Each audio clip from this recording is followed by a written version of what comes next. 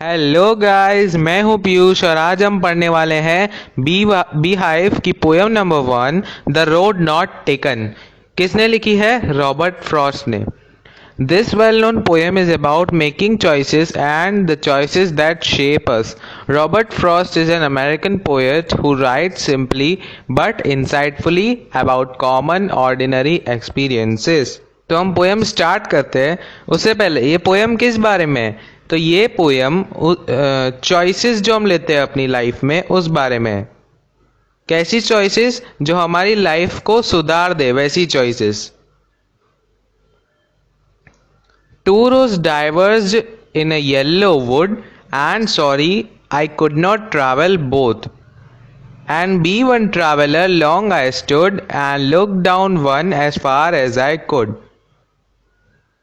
to where it bent in the undergrowth. यहाँ पे poet क्या बोल रहे हैं? एक सुबह मैं एक जगह गया जहाँ पे दो रोड्स डाइवर्ज किए हुए थे, मतलब उनके सामने दो रास्ते थे, एक लेफ्ट एक राइट। ओके। येलो वुड मतलब के दोनों रास्ते ऑटम सीजन में है। येलो वुड मतलब कि वो दोनों पैथ्स येलो है, मतलब के लीव्स जो है वो येलो हो गए हैं। अब पोएट सॉरी फील कर रहे हैं क्योंकि वो दोनों एक साथ तो ट्रैवल नहीं कर सकते, क्योंकि वो एक अकेले ट्रैवलर है। And be one traveler long I stood, and looked down one as far as I could, to where it bent in the undergrowth. अब वो एक ही ट्रैवलर है तो वो बहुत देर तक वेट करते रहे और फिर एक रोड को जितना दूर वो देख सके उतना दूर तक देखने लगे। एट लास्ट उन्होंने देखा कि लास्ट में बहुत सारे ट्रीज है और ट्रीज के नीचे बुशेस है, श्रब्स है। ओके। तो उन्होंने फर्स्ट पैथ पे ये देखा। Then took the other just as fair and having perhaps the better claim, because it was grassy and wanted wear. So as for that, the passing there had warned them really about the same. अब उन्होंने दूसरे path को देखा। उन्हें लगा कि शायद ये पैथ अच्छा है क्योंकि वो बहुत ग्रासी था, मतलब वहाँ पे फ्रेश ग्रास थी और वो रोड जैसे खुद चाहता था कि कोई उस पर चले। So as for that, the passing there had warned them really about the same. फिर जैसे ही वो सेकेंड रोड पे चलते तो उन्हें पता चलता है कि इसे भी इक्वली ही यूज़ किया गया है। पहले पोएट को ऐसा लगता है कि जो फर्स्ट रोड है उसे लोगों ने बहुत ज़्यादा यूज़ किया है, इसलिए उसके जो ट्रैवलर्स है उनके पैर के नीचे आके जो लीव्स है वो ब्लैक हो गए थे, जो पैथ है वो ब्लैक हो गया था थोड़ा बहुत। फिर उसके बाद जब सेकंड वाला उन्होंने रोड देखा तो पहले उन्हें ऐसा लगता है कि वो ग्रासी है, उसमें फ्रेश ग्रास है, मतलब कि वहाँ पर कोई ज़्यादा चला नहीं होगा। फिर आगे जाके जब पोएट देखते हैं तो उन्हें पता चलता है कि उसे भी इक्वली यूज़ किया गया है। And both that morning equally lay in leaves no step had trodden black.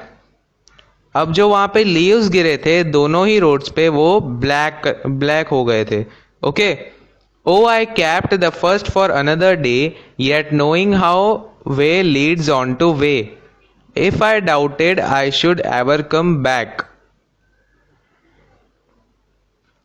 अब यहाँ पे क्या होता है? पोएट जो है वो कहते हैं कि दोनों रोड्स में जो लीव्स पड़े थे वो ब्लैक में कन्वर्ट हो चुके थे। ओके। फिर पोएट क्या बोलते हैं, उन्होंने सेकंड रोड चुना और सेकंड रोड पे वो आगे बढ़ते रहे, लेकिन फिर पोएट को डाउट आता है कि शायद मैं इस रोड पे फिर से आऊँगा और मैं देखूँगा कि क्या मेरी चॉइस करेक्ट थी या नहीं थी। I shall be telling this with a sigh somewhere ages and ages hence, two roads diverged in a yellow wood and I took the one less traveled by, and that has made all the difference. मतलब बहुत सालों बाद वो फिर से याद करेंगे कि एक दिन ऐसा था जब मुझे दो चॉइस में से कोई भी एक चॉइस करनी थी और जो मेरे लिए अप्रोप्रिएट थी वो मैंने चूज की। ओके।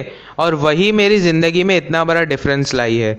ओके, तो ये क्या है, आपके लाइफ का एम होता है या कोई बड़ा जो आपको चॉइस करना पड़ता है उस बारे में, कि आपके सामने दो चॉइसेस होती है, आपको खुद को डिसाइड करना है कि कौन सी चॉइस सही है।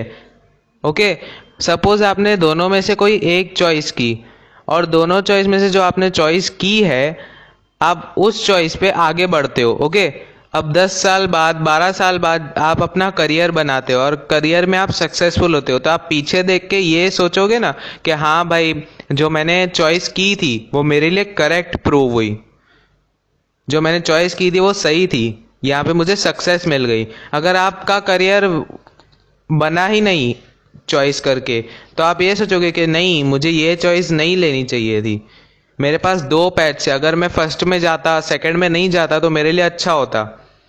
सिंपल एक बात करते हैं, अभी आप 9th स्टैंडर्ड में हो। ओके, आप 10th पूरा करोगे, 10th के बाद 10th में ही चलो, 9th के बाद जब आप 10th ज्वाइन करोगे तो 10th में मोस्ट ऑफ सब बच्चों को कोचिंग क्लास की ज़रूरत पड़ती ही है। अब आपके सामने आपके फ्रेंड्स ने कुछ 5-6 कोचिंग क्लासेस बताई, अब चूज आपको करना है कि कौन सी कोचिंग क्लास में आपको जाना है। ओके,